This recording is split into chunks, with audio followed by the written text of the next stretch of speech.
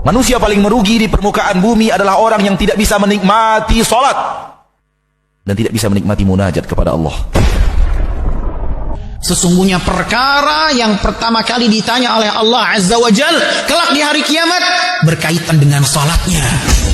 Awwalu ma yuhasabu alaihi al-'abdu yaumal qiyamati salatuh. Seorang hamba di akhirat yang pertama kali dihisab dari amalannya adalah salat. Apabila salatnya baik, baik seluruh amalannya. Namun apabila salatnya rusak, rusak seluruh amalannya. Bainar rajuli wal kufri wasyirki tarkus salah. Faman tarakaha faqad kafar. Pembatas antara seseorang dan kesyirikan serta kekufuran adalah salat. Barang siapa yang meninggalkannya jatuh dalam lembah kekufuran. Bagaimana seseorang mengaku muslim sementara bangunan Islamnya runtuh karena tiang penyanggahnya telah runtuh, yaitu salat. Salat ini tiangnya agama. Kalau nggak ada, ambruk. Ada orang meninggalkan sholat tapi dia mengatakan, Masya Allah Ustaz, fulan ini Ustaz, orangnya Masya Allah Ustaz, baik hati, dia suka membantu orang, tapi sayangnya tidak sholat, dia bukan orang baik. Ada orang tidak sholat tapi dia tidak berzina, Masya Allah baik dia Ustaz.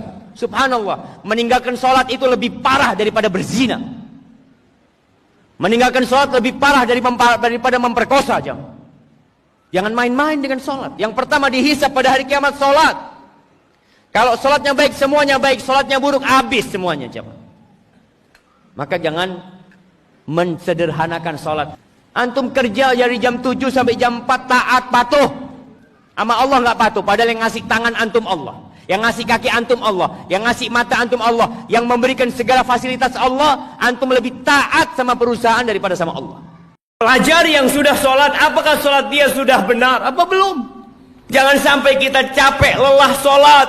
Akhirnya tidak diterima. Kata Rasul sallallahu alaihi wasallam, "Innar rajula la yusalli salata 60 sana." Ada orang yang salat selama 60 tahun, satu pun salatnya enggak ada yang diterima. Yutimmu ruku'ahu wa la yutimmu sujudahu. Yutimmu sujudahu wa la yutimmu ruku'ahu. Salatnya asal-asalan. Sujudnya sempurna, rukuknya enggak sempurna. Rukuknya sempurna, sujudnya enggak sempurna. Yang penting saya salat. Lah. Di surat Al-Ma'un Allah katakan fawailul lil musallin. Celaka orang-orang yang salat. Apalagi yang tidak salat. Karena ada orang yang salat tapi dia riya. Tapi dia tidak peduli dengan waktunya. Tidak peduli dengan rukun dan syaratnya. Di antara hal yang mempengaruhi ibadah salat adalah tata cara salat.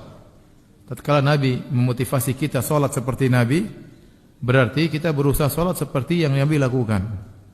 Oleh karenanya para sahabat, mereka meriwayatkan tentang bagaimana tata cara salat Nabi dengan detail.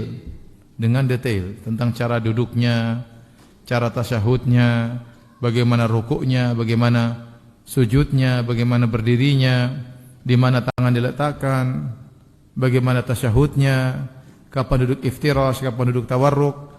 Ini dijelaskan oleh para sahabat dengan detail. Tidak lain kecuali karena perhatian mereka terhadap ibadah salat. Karena Nabi yang memotivasi mereka untuk bisa salat seperti tata cara salat Nabi sallallahu alaihi wasallam. Dan orang yang mempraktikkan salat dengan tata cara salat Nabi sallallahu alaihi wasallam biasanya lebih mudah untuk khusyuk.